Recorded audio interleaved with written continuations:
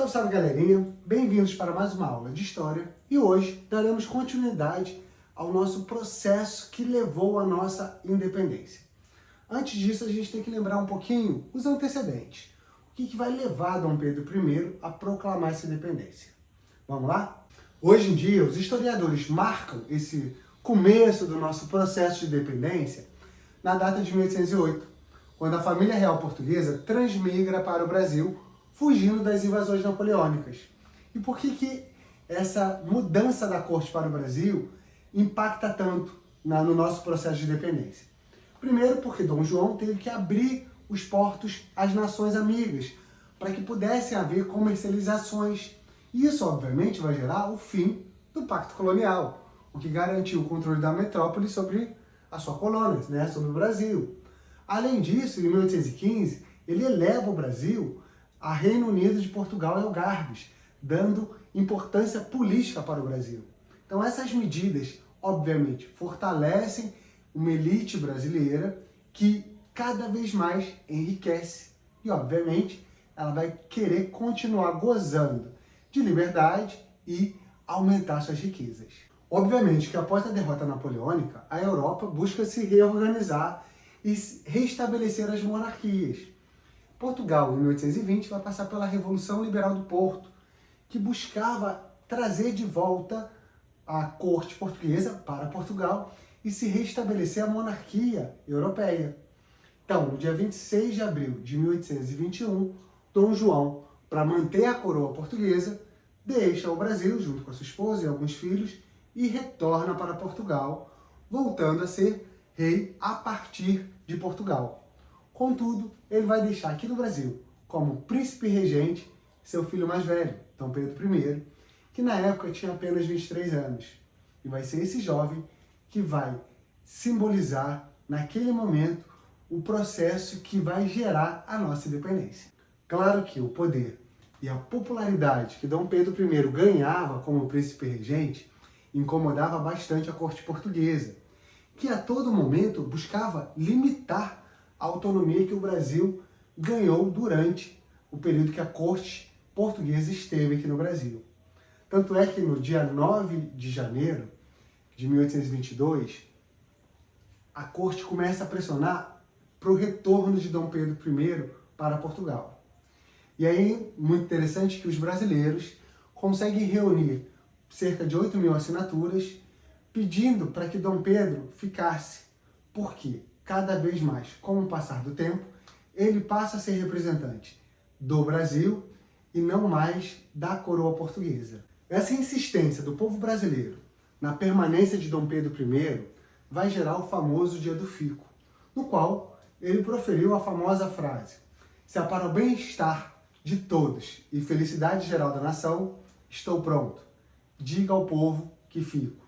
Essa frase, ela marca uma resistência, ela marca que Dom Pedro I estava pronto para lutar pelo poder do Brasil. Isso não quer dizer que ele estava pronto para lutar pela população brasileira, que são coisas completamente diferentes. Nesse momento, politicamente, ele está se opondo ao seu pai, a coroa portuguesa, dizendo que ele, aqui no Brasil, sim, era uma resistência a essa força europeia. Dessa forma, podemos entender o Dia do Fico como mais um passo em direção à nossa independência. Mas nem tudo eram flores para Dom Pedro I. Afinal, existiam vários partidários ligados aos portugueses ou portugueses que eram contrários a esse poder que ele assumia. Afinal, essas pessoas ainda estavam diretamente ligadas aos interesses metropolitanos, ou seja, eram portugueses que estavam aqui no Brasil e que desejavam que o Brasil se mantivesse uma colônia de Portugal e não passasse por esse processo de independência. Inclusive, a gente pode citar um general, Áviles, que era comandante do Rio de Janeiro, ligado às cortes de Lisboa, que ele tentou embarcar Dom Pedro I de volta para Portugal. Mas ele foi frustrado pela mobilização dos brasileiros ali no Campo de Santana. Ou seja, nem tudo foi tão fácil assim para Dom Pedro I e para a elite brasileira nesse processo de independência. Mas como eles eram maioria e tinham muito dinheiro, eles vão conseguir conduzir esse processo contra as reminiscências do poder português aqui no Brasil, especialmente aqui no Rio de Janeiro, que era a capital do Império até então. Claro que esse evento acabou gerando uma crise política no Rio de Janeiro. Muitos ministros portugueses acabaram se demitindo, levando Dom Pedro I a formar um novo ministério, sob a liderança, por exemplo, de José Bonifácio, que vai ser uma figura muito importante no nosso processo de independência. E por que ele é tão importante? Porque ele defendia que apenas a presença do príncipe regente seria capaz de impedir uma guerra civil dentro do Brasil. Então José Bonifácio, no começo, ele vai estar muito aliado a Dom Pedro I nesse processo de independência. Só que com o passar do tempo, José Bonifácio vai adotar algumas posturas e algumas ideias que vão ser contrárias a esse primeiro governo, a esse primeiro império.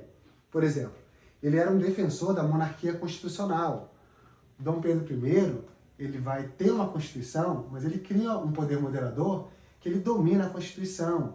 Então ele vai ter um poder absoluto, o que gera alguns problemas políticos para ele. Além disso, Bonifácio também era a favor do fim da escravidão, um ponto muito sensível para a elite que governava o Brasil, que era composta pelos grandes cafeicultores. E aí, como é que alguém da política vai defender o fim da escravidão quando a maior parte do corpo político pertencia ou era financiado por esses grandes proprietários de terra, donos de escravos? Tanto é que, com o passar do tempo, vai haver um afastamento entre Dom Pedro I e José Bonifácio. Tanto que, em 1823, José Bonifácio e toda a sua família vai ser exilada do Brasil. E esse autoritarismo vai ser um ponto muito crucial no governo de Dom Pedro I. E com o passar do tempo, inclusive, ele vai perder apoio de vários setores por causa disso. Até que seu pai falece em Portugal, e aí ele acaba decidindo retornar para Portugal e assumir a coroa portuguesa, deixando também o seu filho como príncipe regente, Dom Pedro II.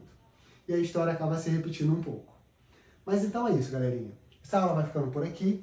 Na próxima aula eu vou falar um pouquinho sobre outros fatores que vão motivar a esse processo de independência, até o famoso, proclamado grito de nossa independência.